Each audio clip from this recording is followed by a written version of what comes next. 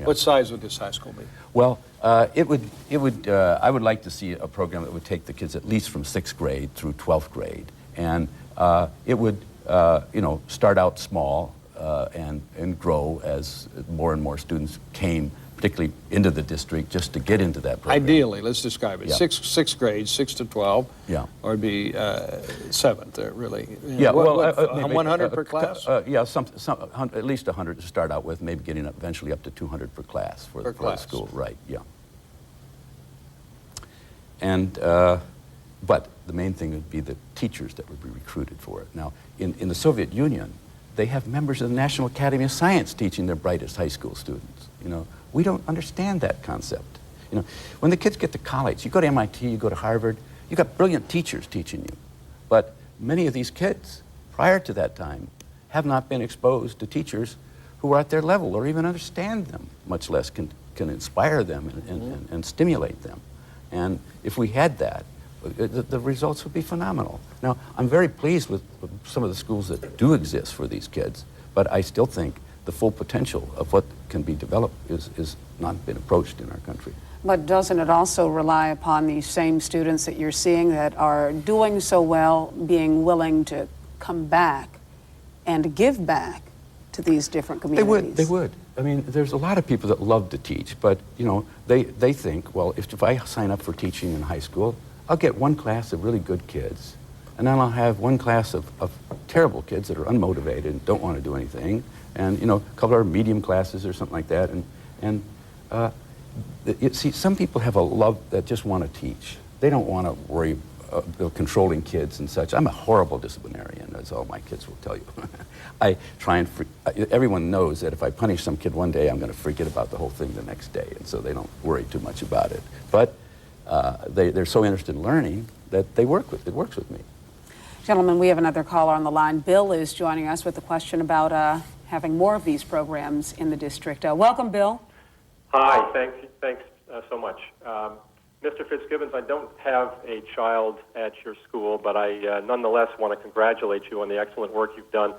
And Mr. Romer, the IHP program at Reed is something that I think needs to be replicated. I did hear your comment earlier. I know this is a difficult year budget-wise, and I likewise, though, subscribe to the notion that we need to expect more from all of our kids, not just our gifted kids. Yeah. Nonetheless, and hopefully Mr. Fitz-Gibbons will echo this sentiment, I think gifted or GATE education in the district is uneven in terms of its application. We have some teachers in, for example, another program called the School for Advanced Studies, which is supposed to relieve some of the pressure on the magnet program.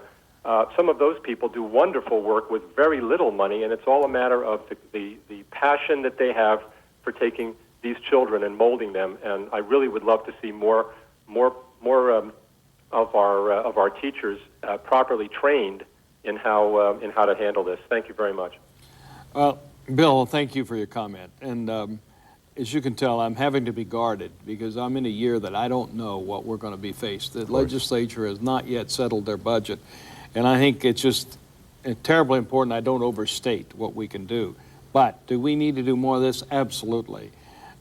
Will we do more of it? Yes. I think that we need to meet the needs of every student. And there are some youngsters that have special needs in one area and some have special needs in another area. I think we need to do this. We need to do more of it.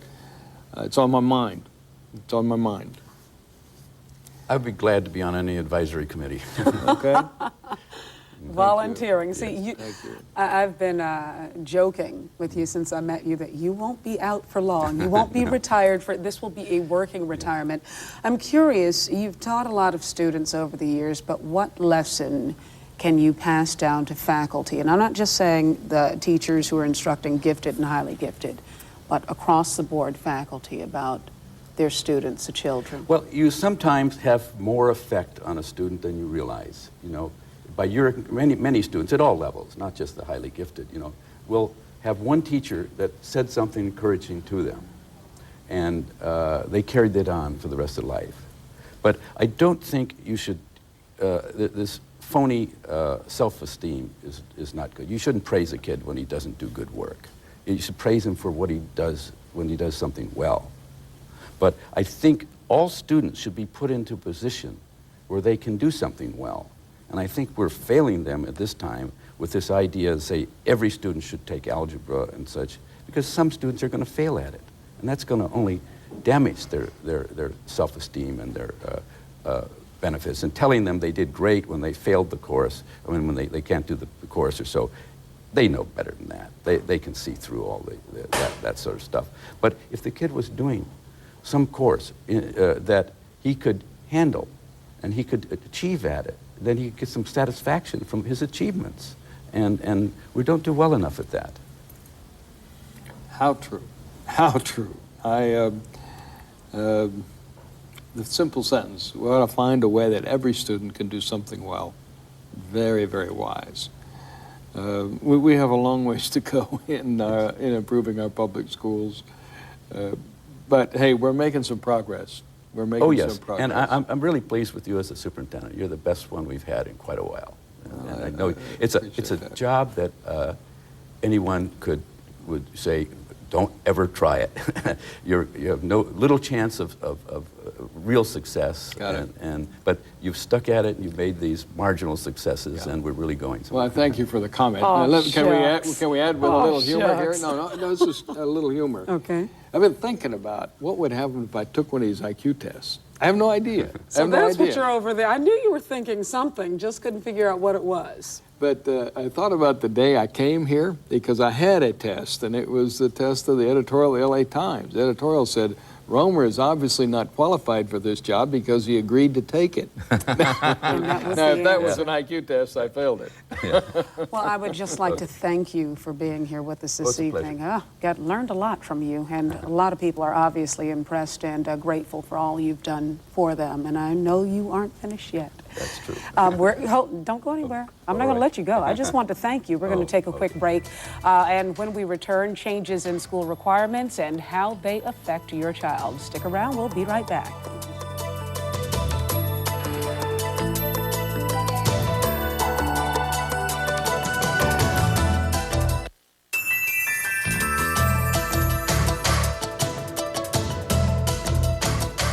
Welcome back to A Conversation with Roy Romer. We're going to take one more call from someone who's been waiting around. Laura, are you there? Laura?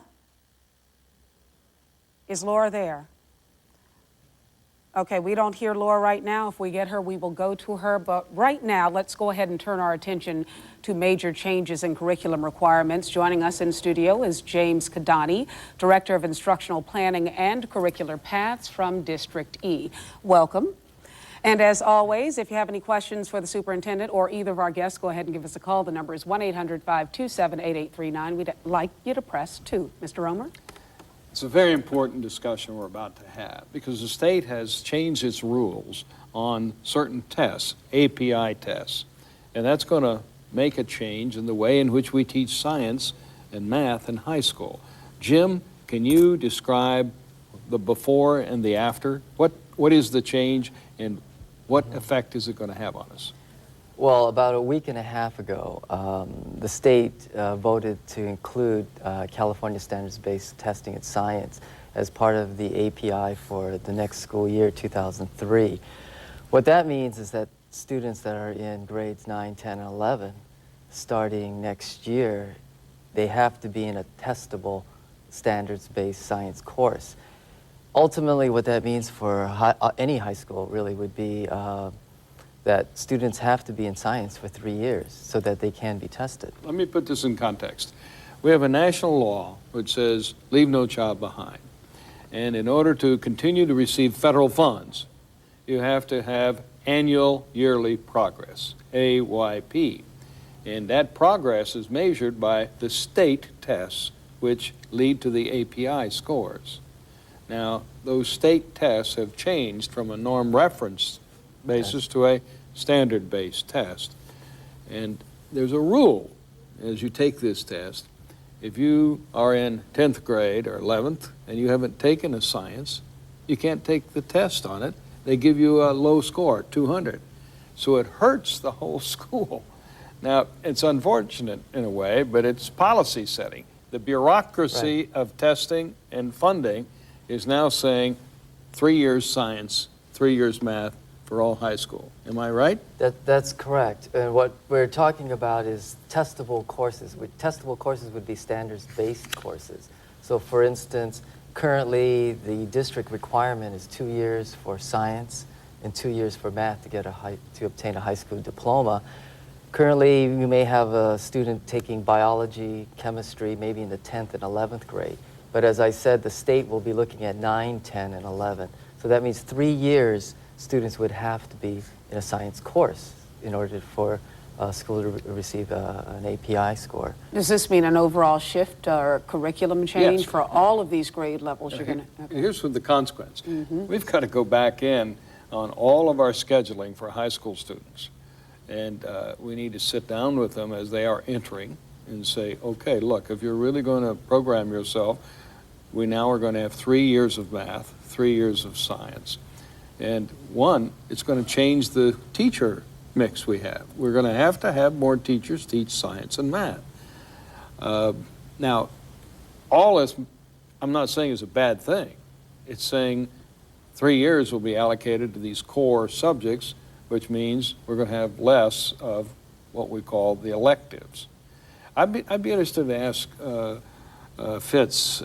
Fitz, how do you react to this? Is this a good idea for us to have 3 years of required science and math, or is it a bad idea? Well, I think for any college-bound student, it definitely is. It should be, and I think physics should be included in that. That's As right. you noticed, I teach physics to my students because I think it is the ideal course for teaching critical thinking and problem solving. Yeah.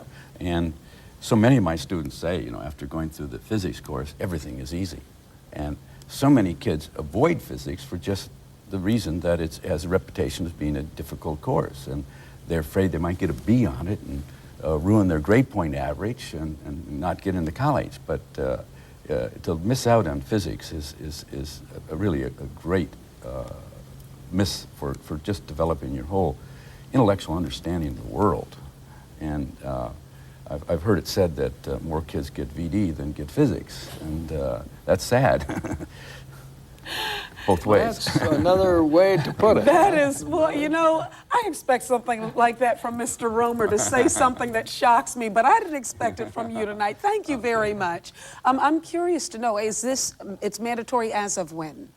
Well, right now, obviously for our district, it means the board will have to approve a 3-year requirement for science, But and we're that's gonna, something that's on the table. this year, our tests are going to be based upon this rule. Am I not right? And so many districts, and I know in local District E, our superintendent, Dr. Castillo, has already set into motion. We've met with science teachers just last week, talking about just this very subject, about what does it look like for a master program in a high school so that we can accommodate students for 3 years in science. But, Tony, what's good about this, actually, the state is really saying that by saying in 9, 10, and 11, students should have science, is really what Governor Romer is saying is a good thing. We're saying that the longer we can keep students into science, the longer we can keep them into math. If currently it's a 2-year requirement, now it's going to be hopefully a 3, or if we can keep them without even a requirement 3 years, it's a good thing for students. And I know Mr. Fitz-Gibbon, I was talking to him backstage,